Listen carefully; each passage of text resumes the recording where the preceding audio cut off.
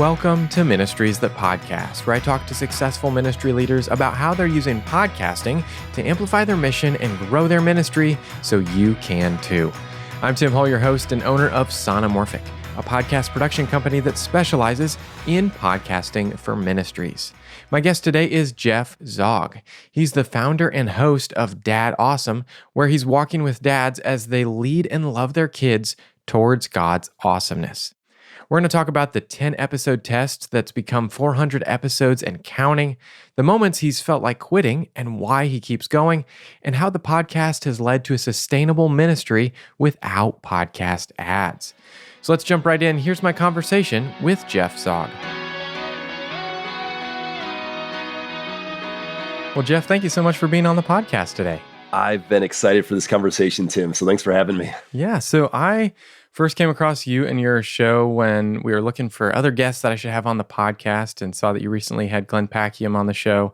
And he and I worked together at a church previously when we lived out in Colorado. And then I saw that you were coming up on 400 episodes as we were booking this interview. And since that episode has come out, as we're recording this. And so I'm glad to have you on the show and talk about DadAwesome. And so you started the podcast in January of 2018, and the description for the podcast reads, activating dads to lead with wonder, walking with dads as they lead and love their kids towards God's awesomeness. We're on a mission to see dads fully alive and fully activated in their roles, leading with wonder to build intentional connection with their kids while experiencing God's awesomeness together.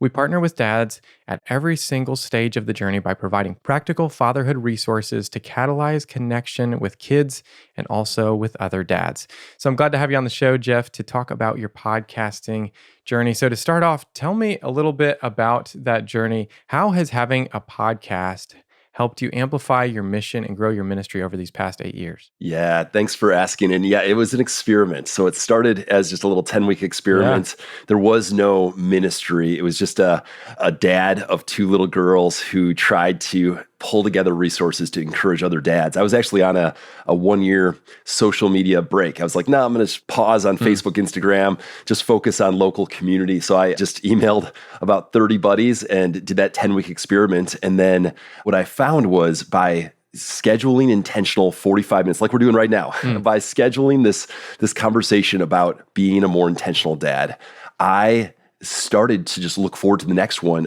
for myself. I was like, I need to learn, I want to learn, and treasuring stories. Stories are such a gift when someone's willing to kind of go into their story, like a grandpa who's sitting down reflecting on decades of what they've learned around fatherhood. And so truly, I enjoyed these conversations so much that I just kept going. And then there's always a trickle. Podcast, there's a trickle of feedback. And that trickle, it was not that many people like get back to you. And you look at the stats and there's like, oh, there's a couple dozen people listening, right? In the early years. Yeah. And there was enough testimonies back of thank you for the encouragement.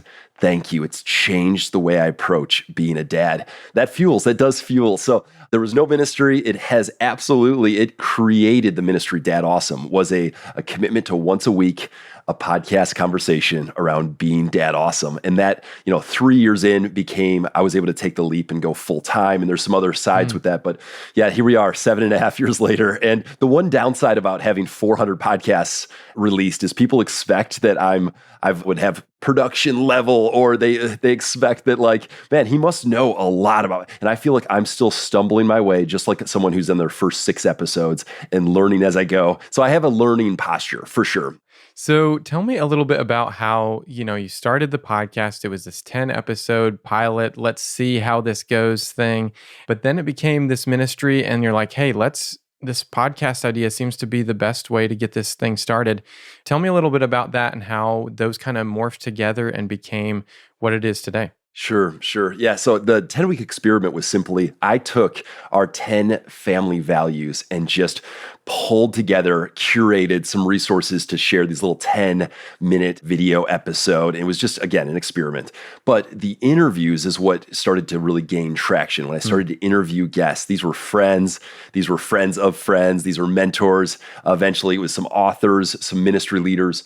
And the interviews, what that developed was friendships with people all over the country. It's amazing how, again, this one-on-one deep dive conversation for 45 minutes becomes, these are people who I can call and I can say, hey, what do you think about this? Say, like, what have you learned in this area? And some of these people who I interviewed invited me. They're like, hey, I'm hosting this group of guys in the mountains of Colorado. Hey, come join. And all of a sudden, there's a web of friendships who care about the same mission. In our case, it's around fatherhood. They care about this. They have the same heartbeat. And then about a year in, we had created some small group curriculum. Again, it was the weekly cadence of the podcast. And what we realized is the dads in our church, so our target market, about half of them were not engaging in our small groups or the podcast. And this is a total rough number, but there were some guys who were just like, no, not for me, not for me.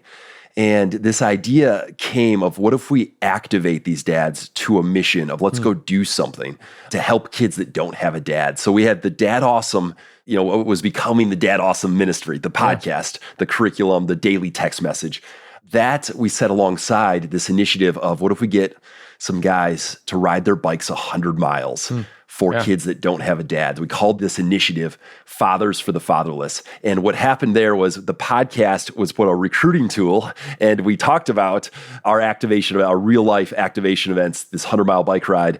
Our goal was to raise $10,000 for our partners who directly serve the fatherless. And what happened then over 6 years is we did 30 Fathers for the Fatherless events. Wow. That's what actually compelled me to go full time. Is I had events all over the country, these 100-mile bike rides, which became triathlons as well, which became Spartan obstacle course races. We had all these events, and we saw God do 100 times miracle where we were able to raise $1 million for our partners who directly serve kids that don't have a dad. And the 1-2 punch, right? Our two sides of the ministry, resourcing, DadAwesome, primarily the podcast, and then the other side, activation events, local, let's do something hard in teams.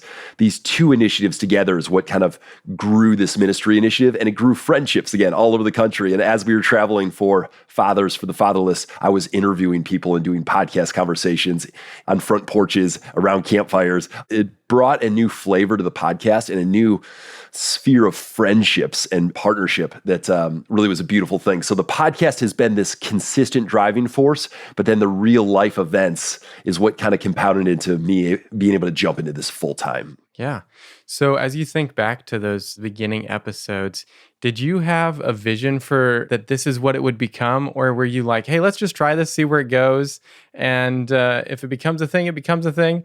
What was your kind of goal, your onset as you were releasing? Yeah, ready, fire, aim. Ready, fire, aim. It's truly, it was, let's just try this. I remember the episode 11 was the first conversation where I interviewed someone, lifelong friend, but a friend who was a good stage ahead of me in fatherhood. And we sat in a cabin in northern Wisconsin that the heat was not turned on, and it was spring weather, and it was like 49 degrees in this cabin. And we're freezing, and we're talking about dad life. And I had a camera set up because I was still thinking it needed to be video. And it's funny, I've gone in and out of video. Pretty consistent right now with video, but mostly, I mean, we're 6% audio downloads versus versus video. Yeah. But the moment during that conversation of these light bulbs are going off in my heart and in my mind of like, wow, the amount that can be learned and the amount of heart connection with someone who's willing to be vulnerable and share what they learned. And we're crying together, and the setup was not great. I can't even remember the microphone. It's a snowball. It was like my first one. Yes. So we're like leaning in, talking with the same microphone. It's hilarious. And truly, my heart shifted to like, I could give my life to this medium. I'm so excited to learn and hear stories and gather new insights and the mutual encouragement that happens with the guest. But then, of course, that ripples out to the dads. And now I hear stories. Dads washing dishes. Once or twice a week, they've got our podcast in their earbuds when they're washing dishes, when they're tired. They finish putting their kids to bed. They're tired, but they're choosing to listen and learn. And there is something deep that happens when you're gifted the opportunity to be a voice in someone's ears. And that we've seen it. It's multiplied out in the stories back, the friendships. One quick story. I'm in Granby, Colorado. It was a baby moon for our third daughter was born. No, our fourth daughter was born. I have four. I have 4 girls now. Nice. And my wife and I are ordering coffee in a coffee shop, and we've got just our little, she was like 6 weeks old. And this guy comes up to me and he's like, "Hey, are you Jeff Zaugg?" Yeah, like, yes. That's like the only time this has ever happened. And he's like, I listen to your podcast every week. I heard you order it. I recognized your voice. That's great. And truly, he's now become a friend. We've stopped with the RV, stayed with his family. Our girls are friends with his boys. But this is a out of nowhere moment where I had already been investing in gathering guests and going deep and long because I've just stayed committed to the every week. That friendship sparked, and it felt like we'd been friends for 10 years because he had been listening and because he cared about the same mission. Yeah, that's such a cool thing about podcasting is the trust and relationship it builds without actually having a conversation, but they're part of the conversation and they're listening and they feel like they know you. Yeah, it's a very unique dynamic and can lead to great connection because of that. And I'm guessing because of all these events and all of the other things that are going on with DadAwesome, you probably have conversations like that frequently, that people come up to you and say, hey, I feel like I know you, or stuff like that. Tell us a little bit about those kind of interactions as you're doing the events, as you're going out and meeting other dads. Yeah, truly, it helps accelerate these friendships, these partnerships. So I'm in New Mexico about a year ago, and same thing, I'm at a dinner table and we're all introducing each other. And the guy next to me is like, I feel like I know you pretty well. And I'd never met this guy. His name's Ryan. And we got to spend a few days together at this men's event. And so quick, we're like, we've been in the same stream. We've been pursuing the same mission. I've been the host of the podcast. He's been a listener of the podcast, but it doesn't matter. It's not like a hierarchy of like, I'm here and not at all. It's like, we just care about the same thing. And he would ask similar questions that I'm asking. Yeah. My friends describe me as a golden retriever. I just stay after it. I stay. Loyalty, right? Like I'm just going to keep going. Same way, even if it feels hard, and it does feel hard sometimes. It's amazing. All the aspects of a podcast that people don't think about, right? And I'm sure we'll get into some of those. But the gift of, just to go back into friendships, and then the next step is partnerships. There are men in our world of intentional fatherhood that have given 3-4 decades of their life writing books, hosting events, doing campaigns all over the country. Here I am, almost 8 years of this being a central mission. These guys have welcomed my family into their homes. They have the amount of love and support of like, we're on the same team, and the amount of just, they're like, they treat me with the same respect I treat them with. And I'm like, I'm just a guy who stayed consistent with a podcast, but they're like, you're one of us. And in the podcast world, now, you celebrated 400 episodes. There's not that many of us in the Christian intentional fatherhood sphere that have gone that distance. Even if I have a ton to learn, which I do, and I've, not ever released a book, and these guys have, tons, and I've never spoken to thousands. I truly have been so grateful to be welcomed in, and I've been able to now become a connector. So we've hosted 2 DadAwesome Summit gatherings, one in Colorado, one in Washington, D.C., of gatherings of fatherhood ministry leaders who they will fly on their own dime and come stay and learn. And I'm the most rookie in this sphere, but because I have a podcast, I know all these guys and they don't know each other. So I'm able to be the connector, the glue, the inviter, the initiator, and they will come and they'll sit around and they look to me for leadership. I'm like, whoa, I'm the convener.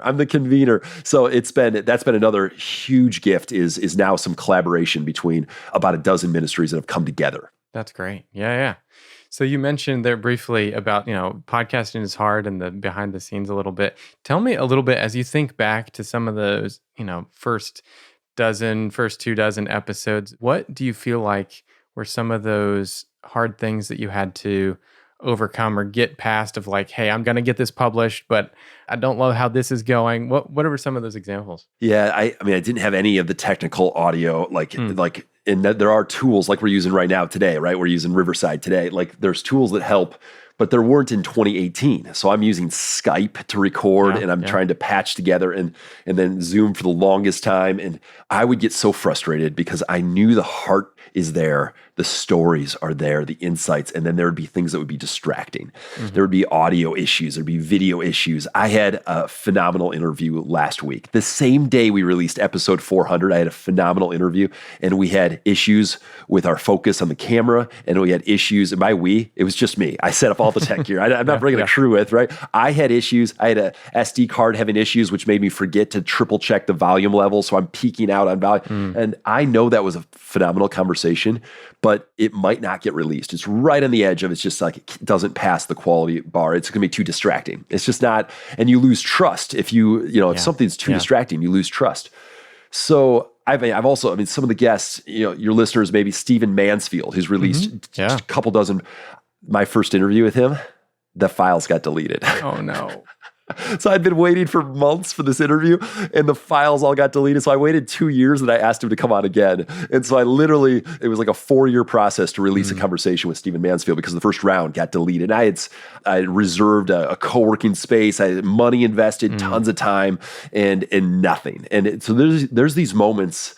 Also, the other hard side is I've had probably 2 or 3 dozen. So, that's not a high percentage with 400 episodes, but it's a lot. It's 5-8% that I don't release. So I interview guests and I don't release. And that is hard when some of these guests, their families are praying for dad because dad's a little bit nervous that he's going to come on. I get a couple references and it was like, I'm excited for this conversation. I know his heart, but some of these conversations, it comes across scripted and it comes across cold or arrogant. That's the other side. It's either like nervous, scripted, or there's arrogance that comes through, which I think is accidental. I don't think it's their heart that I choose to hold those. And then I have to communicate back. I choose to communicate back with my guests that I don't release. And so there's heartache, there's frustration, there's sometimes prep. I have one guest that I've scheduled twice. I've probably put 20 hours of prep in for this, read his whole books, and he's rescheduled, and then now it's just not going to happen. And I'm like, oh man, I was so excited in episode 400. I had 4 different guests that are the dream guests that I've been trying for. I won't say their names on here. I thought all 4 had a really solid chance this time. For months, friends of friends, partners, and all 4 of those didn't happen for episode 400. So I'm like coming into 400 disappointed. And we went with another plan. It was still a celebration moment. Yeah. But these are the types of ups and downs. And we've never monetized our podcast. So I guess just for your listeners to hear, like, this is a faithfulness journey. This is a project that is so heart, that is so like, God, use this. We trust you're going to use this. It's all long game. So it's like, no, we're not looking to get anything back from each of these episodes release. But what we found is by just staying in it, the compounded, again, from the partnership, from the friendship, from the wisdom gathered, from the trust, from the supporters that now support our ministry. And I have crazy stories about someone who heard this podcast that 3 years later, because of this conversation, is now a monthly supporter at significant levels that help us like make it work month over month. I am so thankful that we have a weekly podcast, and there's so many reasons that we almost shut it down, but we're still going. We're still going. Yeah, so that's got me thinking a few things in my head. First, you said there's been some few moments that you feel like you've almost shut it down. So I want to hear that first, and then let's talk about some of the monetization stuff, because people are always thinking about that too. What have been some of those moments that you're like, should we continue doing this? Yeah, it's when I weigh out the amount of hours, especially those 2.5 years when we traveled in the RV as a family. We got 4 little girls. I'm in the RV. We got 1 vehicle. I'm literally walking to a co-working space, and it turns out it's a horrible space to do a recording. And yet my wife's got the car because she had another commitment, and I'm like sweating, changing shirts because I'm in a warm climate. It's all these things. Yeah.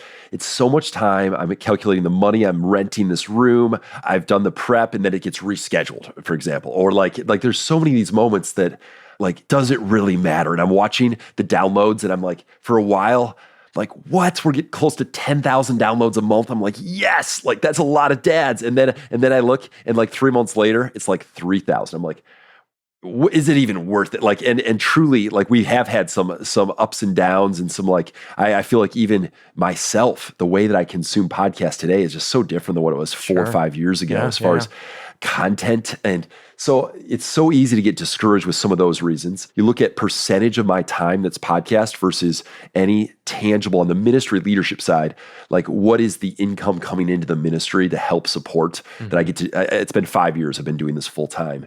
And it's like, well, if I calibrated some of that, let's go once a month podcast or every other week, and then put those hours into some other initiatives that can maybe bring in recurring revenue.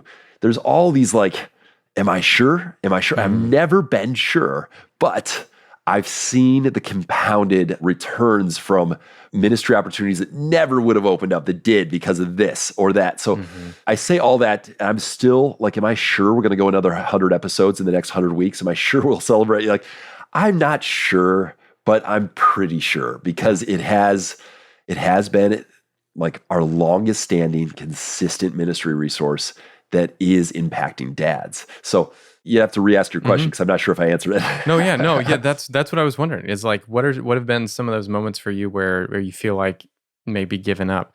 Is it still worth it? So yeah, that you totally answered that. But then you were mentioning you're doing this full time now. So you've got to have enough money coming in to make that happen and to spend your time on the podcast and doing these other events. What is that developed from going from these basically vlog style videos at the very beginning to now multiple years in, I'm going to do this full time and I'm going to have to figure out a way to make this viable, sustainable ministry and podcast. What did that look like and what enabled you to be able to do that? So I'm grateful because I had the first chapter of DadAwesome, the first 3 years, I was on staff at a local church in Minnesota as a children's pastor. And they supported the initiative because it was helping dads. And that's part of my role was to resource parents and to let me use about 4 to 5 of my working hours during the day to do the recordings because those are hard to do nights and weekends, right? Exactly. So they supported it and then they helped launch me out with support to go full-time. But the compelling reason to go full-time was this Fathers for the Fatherless campaign, these activation events. Now, we chose after 6 years of doing those events to take the 7th year off to this biblical principle of the 7th year, let the land rest. I didn't take a sabbatical for a year, but the activation events, we kind of parked the RV, no travel, no activation events. And part of that is I am taking the content from all these episodes of the podcast, and I've been working on a book project that will take and release in a different medium some of the key discoveries from all these episodes. The DadAwesome, I'm always around campfires talking about DadAwesome discoveries. What have I discovered from this episode or from this chapter and from this dad who I meet with? And we're going to put that into a book form. So the way I was able to go full time though truly was, it was friends and family coming in with financial support. We're a nonprofit ministry. And then we've activated coaching cohorts in the last 2 years. So these guys, trust is built again through the podcast. And it's a pretty natural that a percentage of these listeners want to take it the next step. So we do these 6-week sprints called the DadAwesome Accelerator. That has helped tremendously on the income side for our ministry. One, they're paying for the experience. 2, many of the people who do the accelerator become supporters. They see the impact, the deep impact over these just 6 weeks. It's a sprint of kind of the 6 core discoveries and then homework every week. And really, it's amazing how a group of 10 virtual from across the country. We've got a guy in New Zealand and Switzerland, the cohort that's launching this afternoon, actually. And these guys, they go deep, and story is the core thing that causes a group to go deep, is sharing and trusting each other with story. So it's the same thing we do on the podcast, except for I get to do it in group form. So that's allowed. And then these activation events will kick back off next year, and guys pay to be a part of one of those activation events. So that also helps. So the podcast though has always been if you call it a freemium or that's we call it in the awareness category. At DadAwesome, we have awareness, which is our social media, our texting, our email, and our podcast. And then a step lower is activation, do an event with us. And a step lower than that is acceleration, which is the deeper coaching, deeper discipleship. So we do have kind of a 3-tier podcast. Trust is built there, and it matters to reach. Now, we've never done any paid, through pay to play, right? When it comes to Instagram, or we've done none of that. We probably are getting close with the book launching and with coaching cohorts that it would make sense that there's dads that have never heard of DadAwesome. Yeah. I pray about that because if I'm doing all the work to do an episode and it's reaching a couple thousand dads, well, what if it could reach 20,000 dads if I turned the right levers? And now those dads, a higher percentage will trickle down into a paid coaching cohort or buying a book. And I'm not great at strategizing that. And sometimes I have a scarcity mindset of you know what? I'm not going to pay because it's good. It's going to reach who it reaches. But sometimes it probably would make sense to amp the impact a little further. And we've chosen to do minimal social media. I mean, we do every week, but it's minimal. I'm not paying anyone to help with that. And then there's other pieces that we could splice content and do. It probably have a further reach. And we just haven't had, in this phase, haven't had capacity. Gotcha. But yeah, basically what you're saying is those lower tiers or the other tiers that are part of the ministry of DadAwesome are able to then support you doing this full time and doing the podcast and doing all of the awareness pieces. And because you're doing the awareness pieces, the other ones are happening. Like it's kind of a cyclical thing because of that. And that's been the way in which you've been able to get to now doing 400 episodes and doing these events and continuing building that all together. That's right.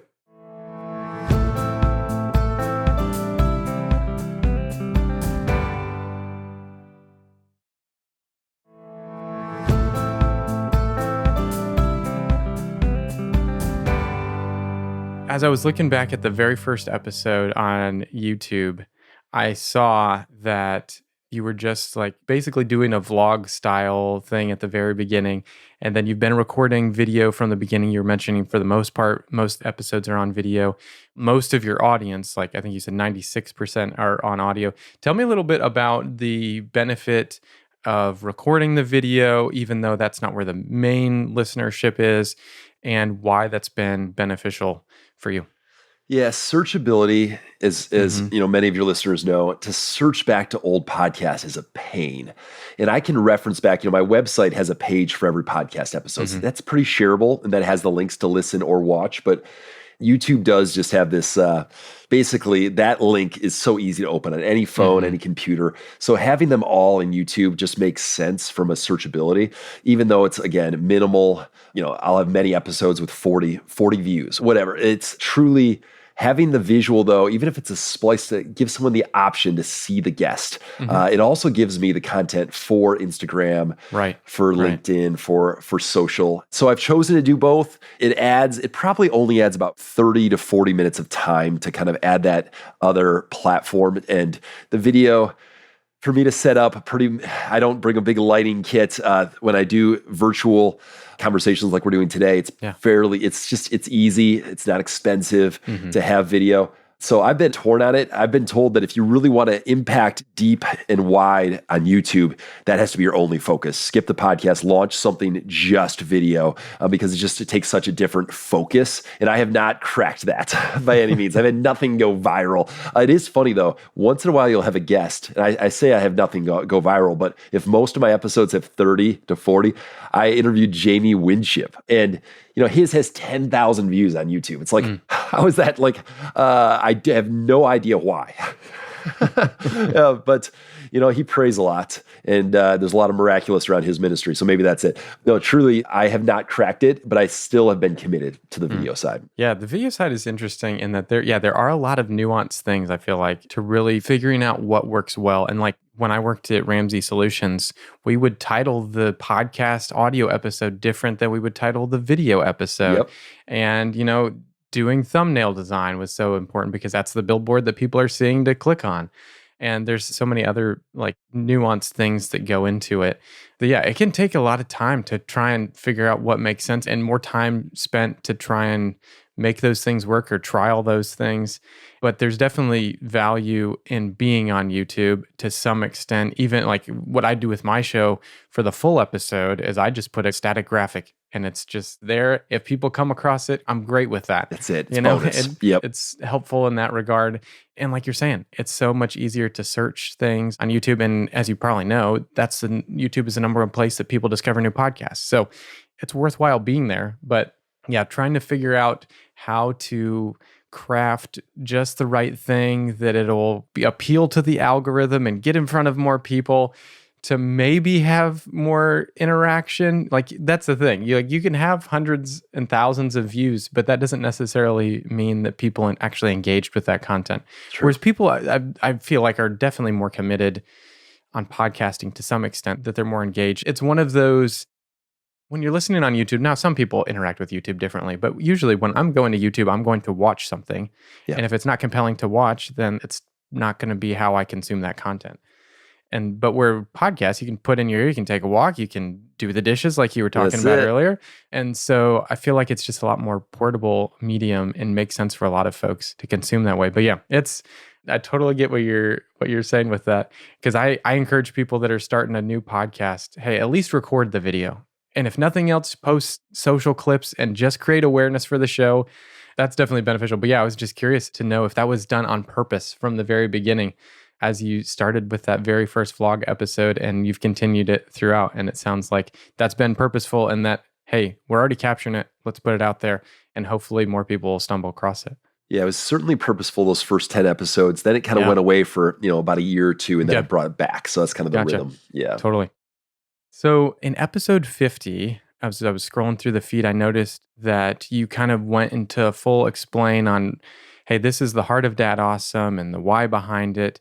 And a lot of people, a lot of podcasters now will try and do that at the very beginning in the trailer in episode 1.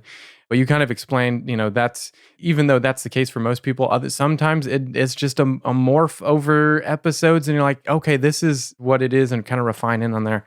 So what made you decide to, 50 episodes in, dedicate an episode to diving deep on that and explaining it and kind of getting that foundational knowledge of, hey, this is why we exist 50 episodes in? So this probably goes back to the ready, fire, aim. I mean, Tim, to be honest, I probably about every 50 episodes, about every year, do a new round of mission clarification. Vision drift is real, and new listeners, new audience is real. So it's just like, hey, rally and remind and use a milestone. For me, these either birthday moments of January, kind of celebrating the year marks, or every century. So every 100 episodes. These are moments in time to kind of celebrate. In fatherhood, remembrance is huge. It's key for all of us who are followers of Jesus to remember what he's done. I'm probably better at looking back and saying, look what God has done, look what this has become, than I am look forward as a visionary and say, this is where we're going. That's the mountain we're going to climb. So that's probably why at 50 episodes, it was like, well, I looked back. And just as a side piece to this, as I started DadAwesome, the first 100 weeks of this ministry were actually my dad's last 100 weeks before he passed away and went to heaven. So we actually, you bring up 50, and it just made that jump into my heart of like, hey, I had 100 weeks of weekly conversations around fatherhood while my dad was battling brain cancer and lung cancer. And so that was a journey where I was processing and grieving and seeing his moving towards going to heaven as we launched this fatherhood ministry. It was a gift. It was a huge gift. And he celebrated to listen to the podcast, watch the episodes, those early ones, and encouraged me. So that'll always be like part of this story is my dad and his love for me and his imperfect fatherhood, just like I am an imperfect father, but realizing, hey, this initiative matters because at some point I'm going to make that same graduation moment and go to heaven. And what have I left behind? Well, this mission is part of, I think, my call, and the weekly cadence of the podcast keeps you right in that mission. So anytime you commit as a leader to a mission that has a cadence to it, and you don't want to miss that, tomorrow's Thursday morning for us right now is the time we're recording. I think it commits us longer and long faithfulness, long following a mission, following a calling is where I think there's so much of the bigger fruit or the more substantial that if you stay in it. That's just a little side story. No, that's great. Yeah, let's get into some of the more behind the scenes type of stuff here. So you've been doing the podcast for nearly 8 years at this point, and I know that the format and the duration of the episodes have changed over time. Tell us a little bit about, hey, I started here, here's where I'm at now, what happened in between, and these are why I've made those changes. Yeah, we started with those 10-minute little experiments, those 10-minute vlogs. Then it was probably 40 minutes conversational. Then for a little while, maybe a quarter, so 3 months, we did a conversation each week and a midweek, like a short 6-7 minute punchy, like these are my takeaways. I think I called it, I don't remember what I called it, dad notes or something like that. Yeah. So for a summer, we did themed on the fruit of the spirit. And I brought guests, hey, this is a theme we're going to talk about. Overall, I haven't tried to control the direction as far as guests and themes. I've really gone for their story and to mine out the wisdom, the DadAwesome discoveries they've learned. Format, I've been drifting in and out of recording hour-long conversations and splicing them into two, part one, part twos. I've done a couple times, maybe 3 times I've done part one, part two, part three. I'd say the vast majority of our format has been kind of the longer than a commute podcast. If a commute is 25 minutes, right? 20, 25, we're going to be in more of a workout, 40-minute workout. That's a long workout if you're doing cardio, a run. But if you're working out at the gym, you have a 40-minute workout, a double commute to and from work, right? Or if you're in my household, maybe it's washing dishes, cleaning the kitchen, takes a full 40 minutes. So, I don't think, unless you observed as you went back through time, other formats. I did a few where I'd splice in I was promoting something mid-conversation. The majority, I do an intro. I do a little trailer up front, do an intro clip. So 30 seconds of something the guest said that was punchy and impactful. Then I have long intros. I really like how tight your intros are to your podcast, Tim. Mine sometimes are 3 minutes long of me just talking about either a resource we're offering or talking about the guest or talking about a moment in time, something I'm celebrating, and then into the conversation and then a tiny send off at the end. So I record those separately. But I guess one thing I would add is I have been thoughtfully and prayerfully thinking about, man, what if I found 4 co-hosts per year to, hey, join me for a season. And the banter of what did you take away from this conversation? What did I take? All right, let's jump into it. So we don't double interview guests, but we just, the pre and the post, having some of that banter back and forth to bring some lightness and some, the dad life doesn't have to be very serious. In fact, none of it is serious. So for me to come in with a serious monologue, but it logistically hasn't happened yet to bring in a co-host. And there's a little bit of a budget factor too, to find someone that's willing to give that time to do a season of the podcast is a lot. So that's where we've been format-wise today. Gotcha. Yeah. To what extent have you surveyed your audience or talked to them and discovered, hey, maybe we should do the podcast a little bit different because I'm hearing this feedback from listeners? The RV tour, 550 nights of living in an RV with my 4 little girls. We did this listening tour during that whole time where I'm doing meetups. And those meetups, I'm not spending extensive time saying give podcast feedback, but I'm able to see what moves to the top, what's bubbling up. And that's been really helpful. I also have champions, ambassadors around the country that are my friends that I am messaging, I'm voice texting with, I'm Marco Poloing with, that care deeply for the mission, and they're leading small groups. There's no formal system, but I'm hearing back from them more than anyone else. And mostly encouragement, but they'll also tell me if there's an error, if there's something wrong with the audio levels, I hear back from those guys. They care deeply. That's great. So that's a huge asset to have people who care and who are helping me celebrate milestones, who are hosting meetups when I'm in their cities. So that's been a tremendous help. I've done surveys probably 3 times, not even once a year. Okay. Every other year, probably done a survey. And it's a wild how you only get the absolute raving fans. The people who are critical are not going to fill out a survey. So you get a lot of affirmation. So in that ways, I don't know, finding blind, to go get some dads who have never listened and ask them, hey, for a gift card, will you listen to an episode and give me real feedback? That would be fascinating. I have not done a peek in that way with any incentive, but I think that's the only way to get true feedback is to get people who haven't listened, I think, to give you a first pass feedback. So now you've got me thinking. You got me thinking, Tim. Yeah, it's interesting. Yeah, I've experienced the same thing with surveys in the past. That the fans are going to be the people that are like, yeah, I love the show. I'm going to tell you about how I feel like it is, and not have some of that more real feedback. And so what I had done at one point, so when I worked at Ramsey on the Entre Leadership podcast, we had a call to action on the show of, hey, schedule a call with Tim, the producer. And then I just interviewed them about their experience. Now, granted, some of those same people are going to be the same people that are going to be those really, those raving fans. It gave me an opportunity at least to have a little back and forth about what do you like about what we're doing? What do you wish this could be? Stuff that it's hard to solicit on a form in a survey. Yep. And so that's been one way that I feel like I'd kind of gotten a feel for things. But yeah, I think trying to do some survey type stuff where people haven't listened to an episode and they listen to one, like you're saying, might be a good way to do it too, to just kind of figure out, okay, for new people that are coming to the show, they haven't been around for these 400 episodes, don't have a feel for it. What do they think? And how can I attract more people like that are listening for the first time? And what maybe should I tweak? I think that would be beneficial, like you're saying. Yeah, I'm inspired. Here we go. I gotta get it planned. The next step. Yes. Yeah, so you've been doing this weekly now for nearly 8 years, as we've been saying, and it's mostly been a guest-driven show.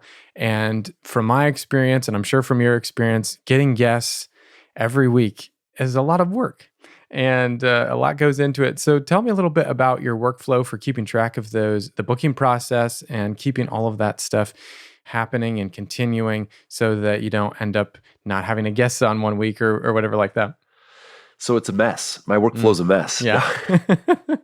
The visionary ministry entrepreneur, Mhm. that's my a little bit of my heartbeat versus the organized detail operator side.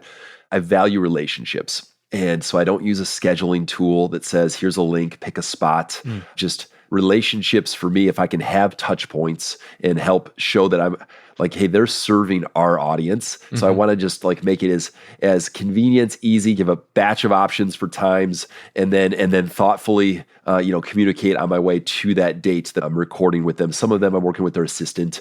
Sure. So it's some I'm working with them directly. Having these, I mentioned them earlier, friends, partners around the country who care deeply.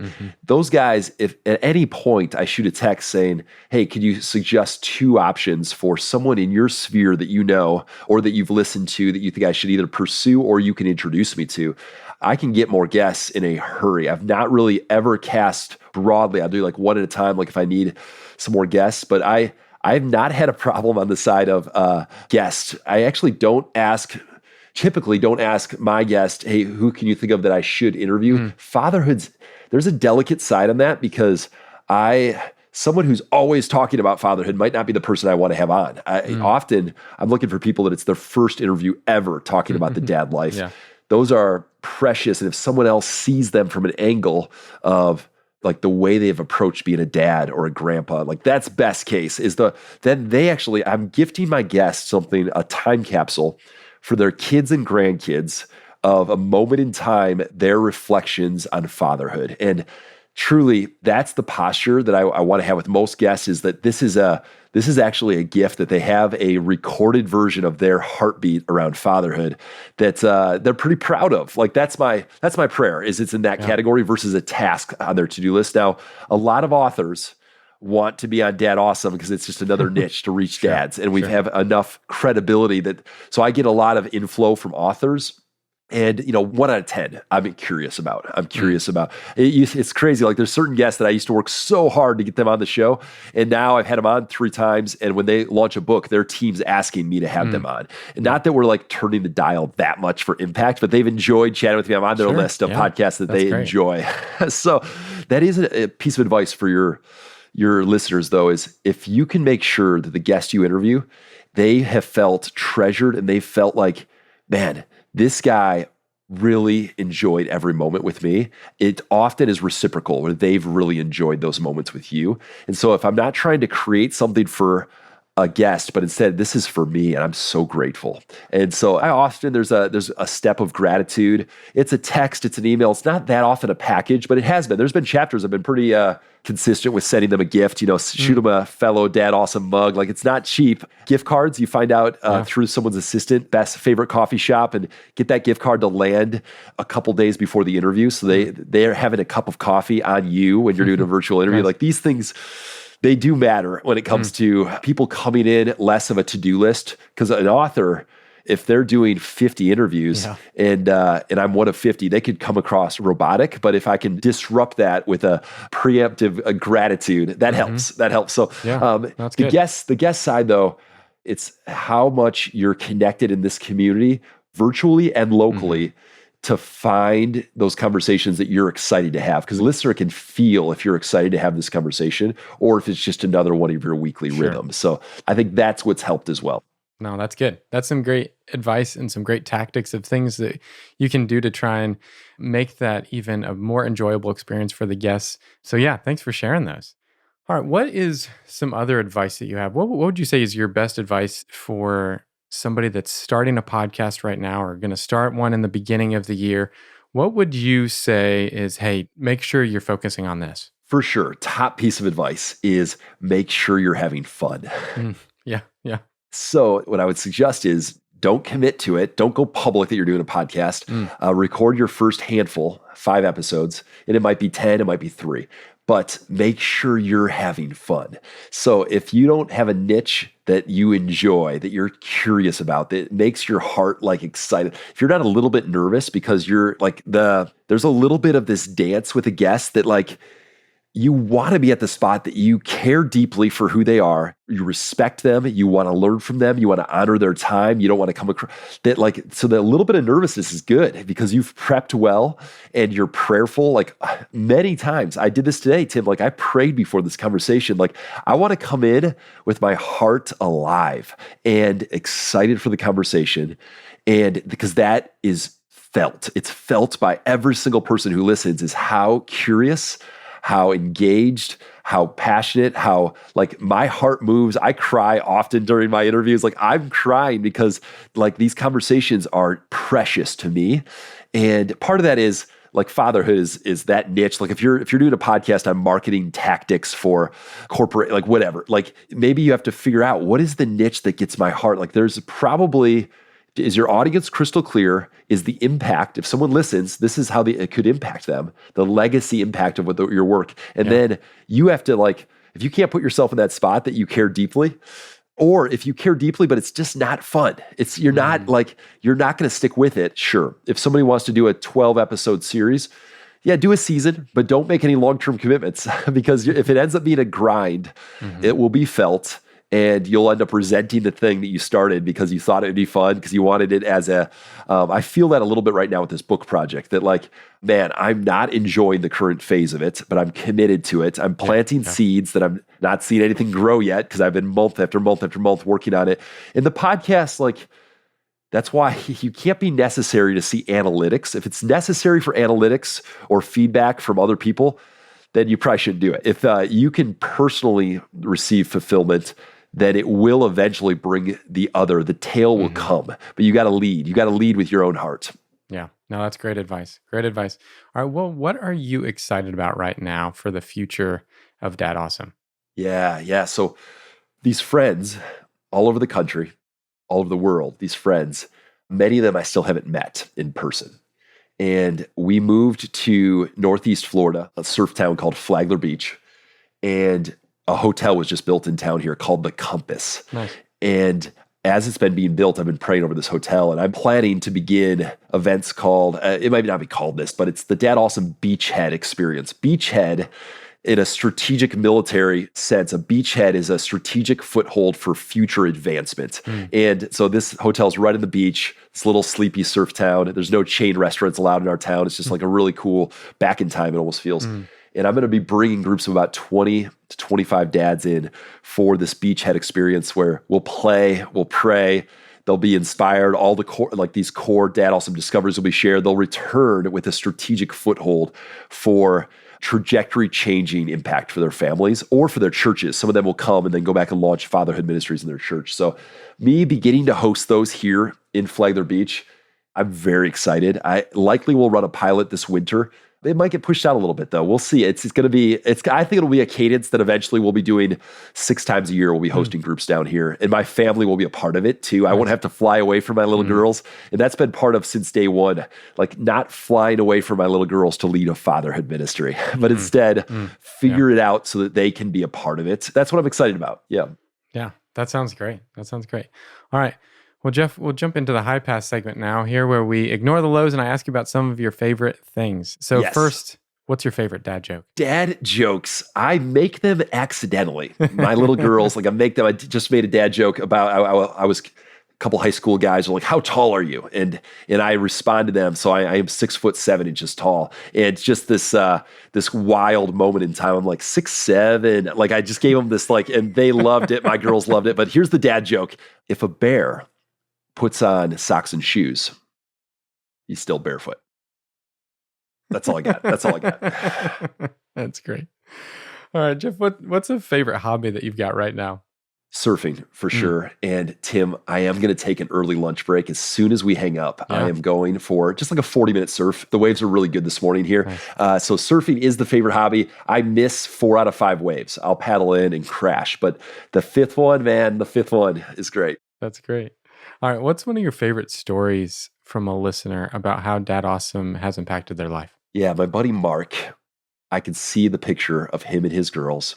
And he messaged me and told me, hey, I snowplow all winter long. I snowplow, and in the middle of the night, I listen to episodes.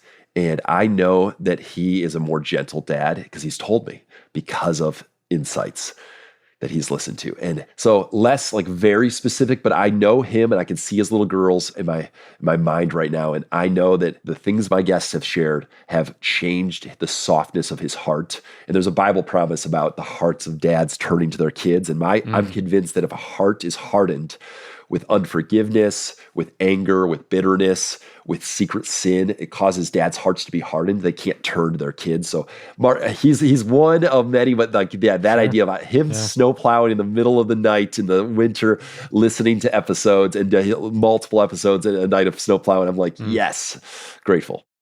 As we close today's episode, who else do you think would be a great guest for this podcast? Yeah, I love that you asked this question.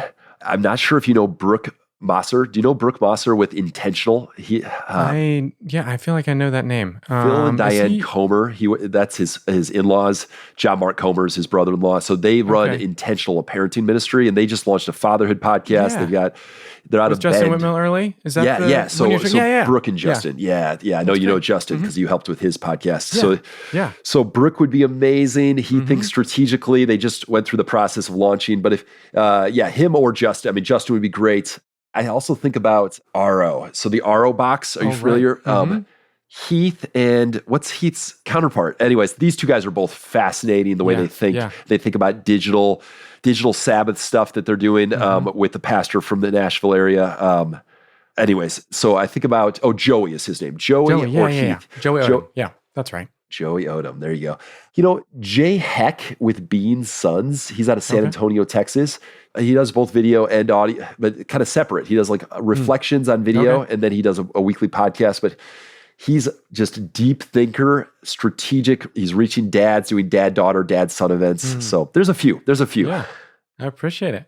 Well, Jeff, thank you so much for coming on the podcast today, talking about your podcasting journey, what you've learned over these years and hundreds of episodes at this point. And I really appreciate it. Thanks, Tim. It's been fun and grateful for you. I enjoyed that conversation with Jeff and getting to hear about his journey of starting with a 10-episode test that's now become a well-established podcast with over 400 episodes. You can listen to DadAwesome with the link in the show notes. Well, that's going to do it for this episode of Ministries That Podcast, produced by Sonomorphic.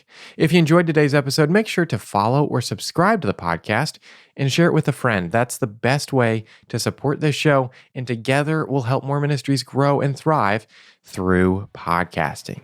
Now come back in 2 weeks to hear my conversation with Carlos Whitaker. In addition to being a podcast host, he's an author, speaker, and storyteller, bringing hope to humans all over the world by cultivating spaces where people are free to engage in genuine dialogue and do good together.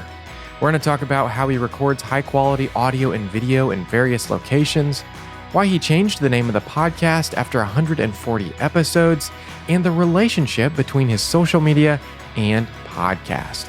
Well, until next time, keep encouraging your audience as they follow Jesus.